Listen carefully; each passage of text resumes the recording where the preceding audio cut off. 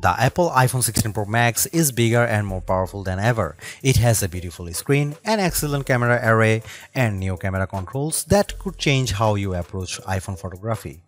Power and battery life both get a boost to make this the big screen smartphone of your dreams. Apple Intelligence offers some useful and intriguing features, but it's not yet the thing that will or should drive upgrades. Still, if you have been holding on to an iPhone 12 or 13 Pro Max, this is probably the moment for a big screen upgrade.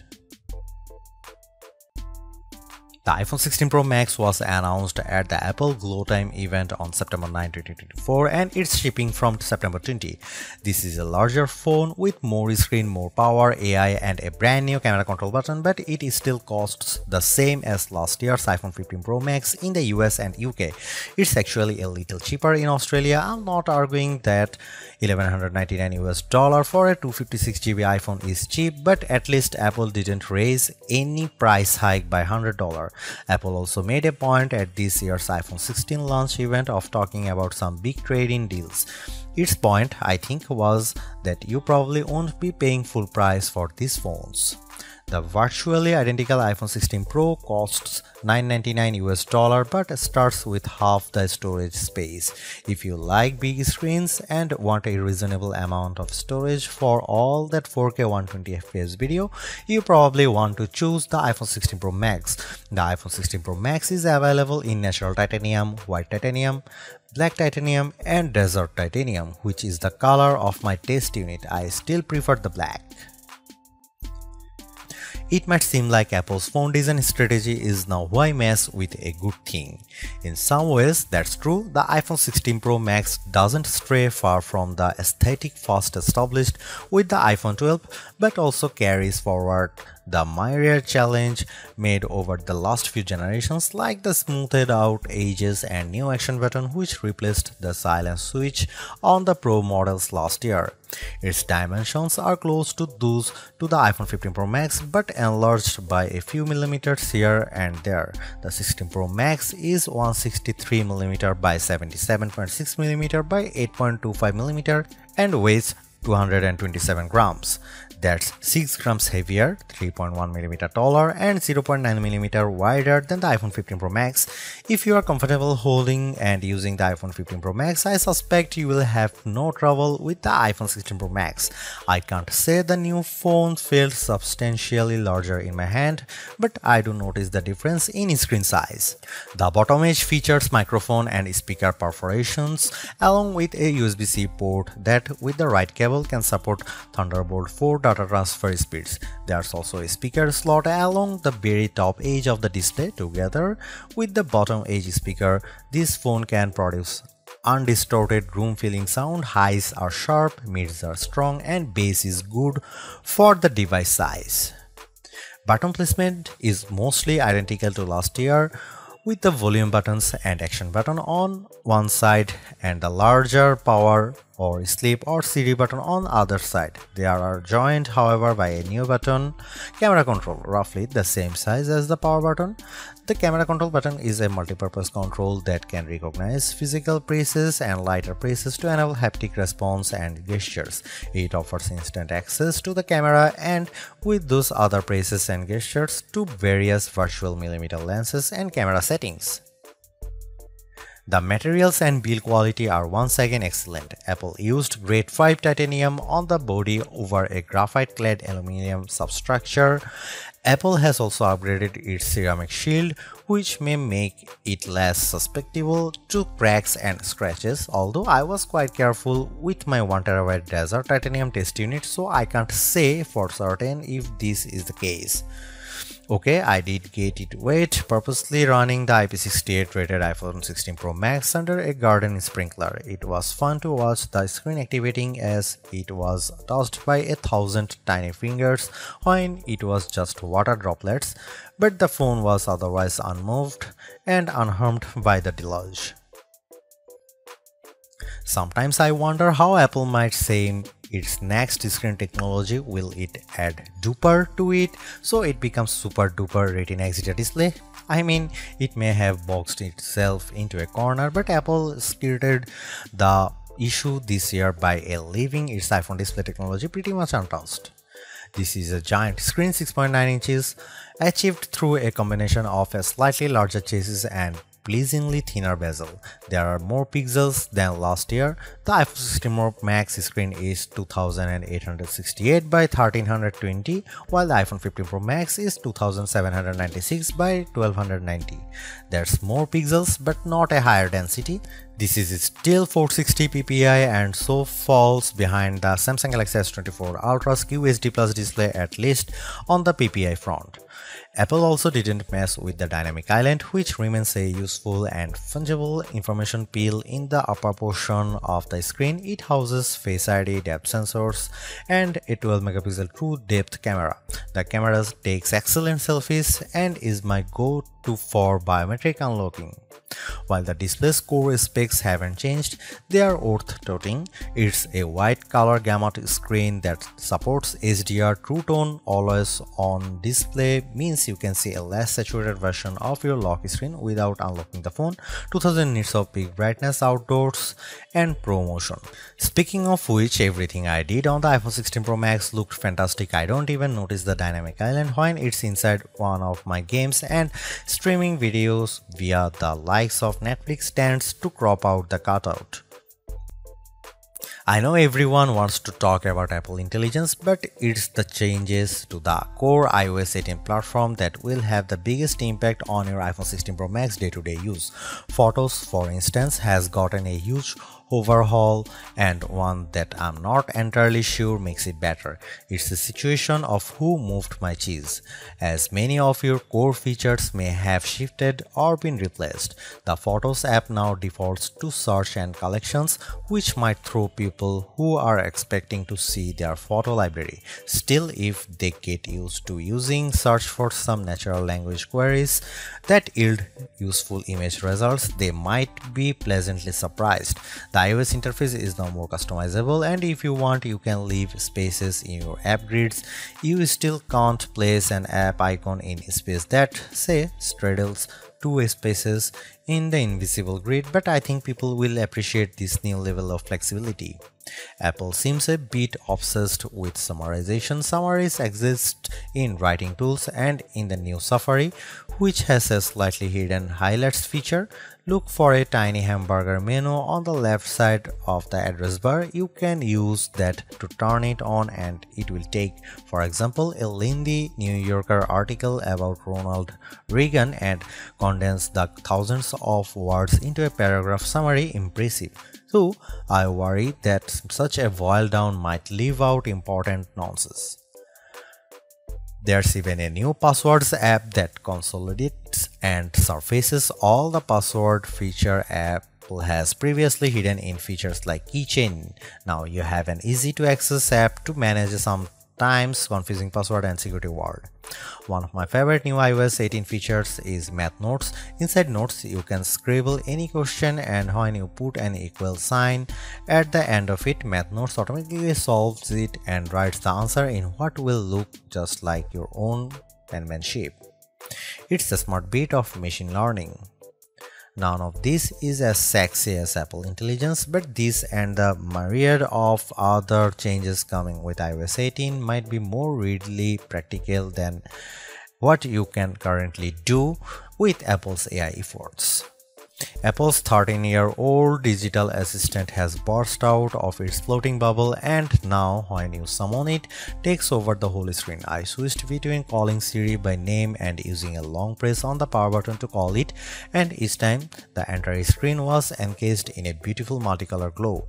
The display almost appears to flash when you press that button, and when you make your request, the screen pulses in response. Siri really seems more alive than ever.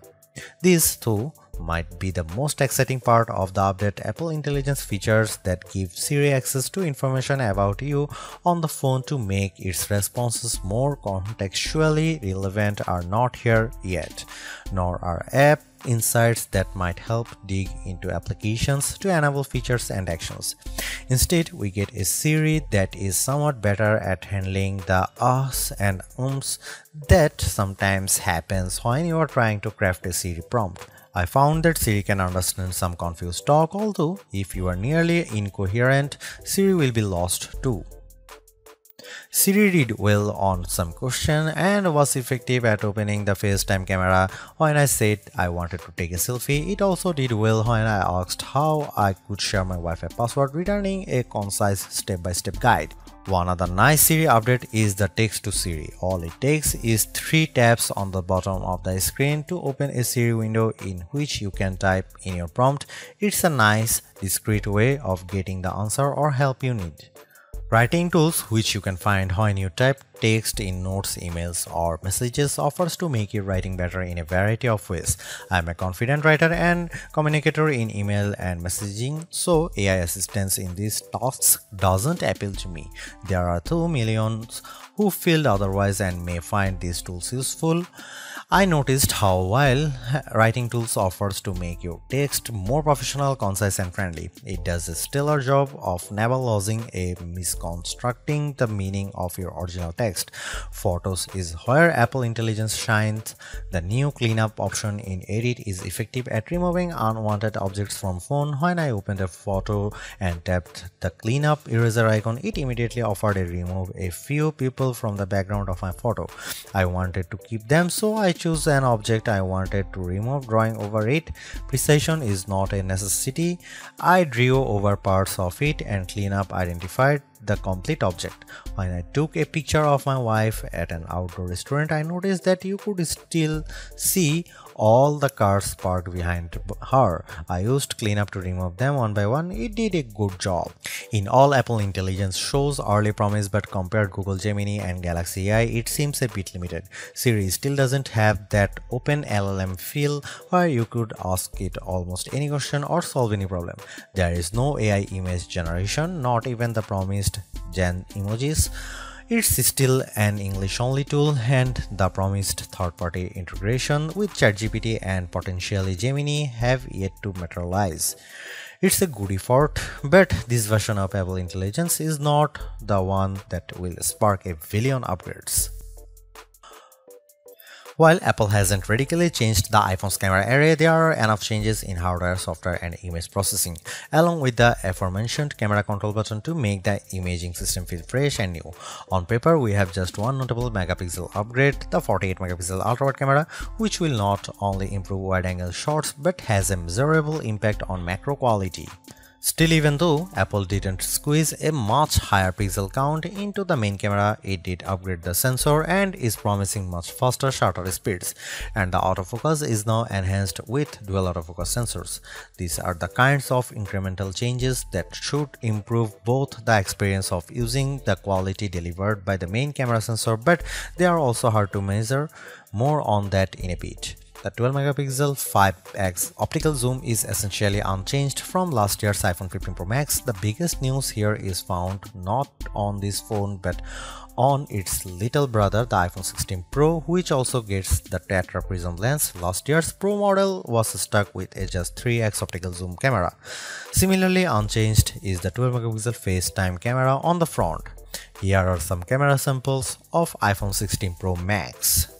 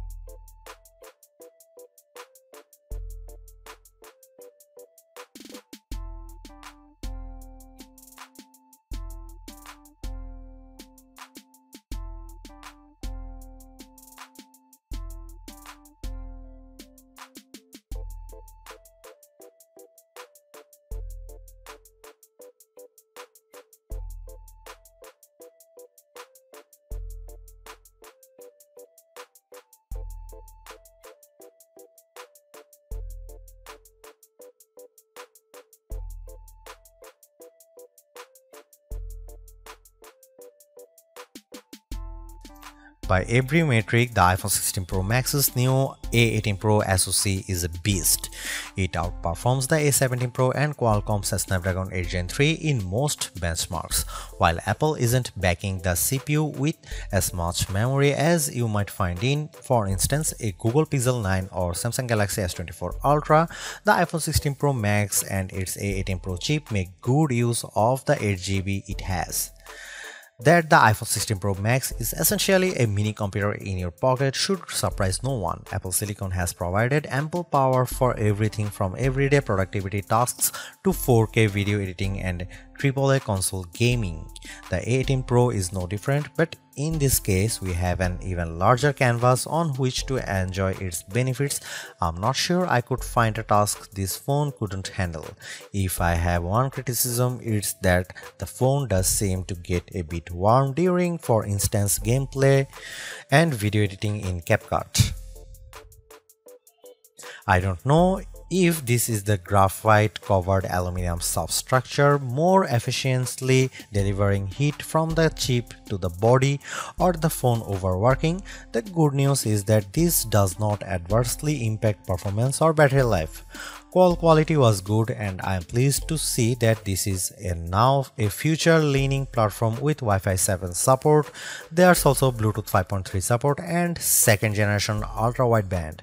It helps in my Find My app, which I used when I purposely misplaced my new AirPods 4.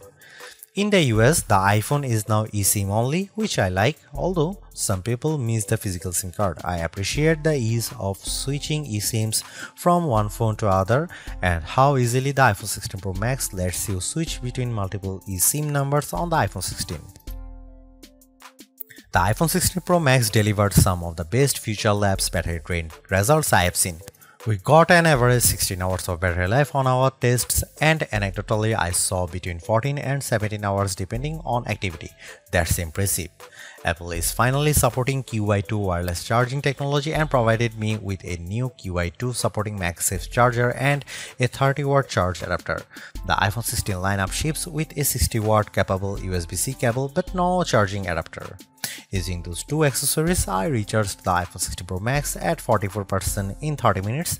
Apple claimed 50% in 30 minutes, so this is pretty close. A full charge took about 2 hours.